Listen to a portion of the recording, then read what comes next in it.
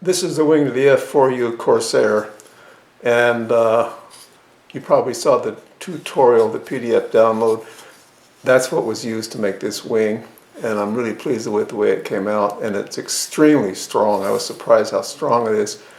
If you look real close, you can see the seam where I put the two pieces together. There are some other lines there, but this is that pieced together wood that you can buy, and this is all clear poplar, and it sands beautifully. I bought it at Menards, pretty reasonable.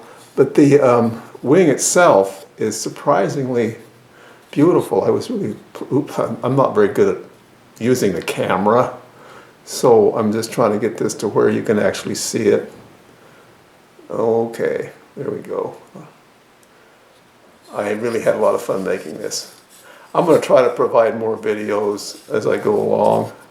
I did the drag slip video for the Dodge I'm working on. I hope to get my shop cleaned up so I can share with you guys what I do. There was a time when I could make models pretty fast. Now that I'm feeling better, it's starting to come back to me. So thanks for watching.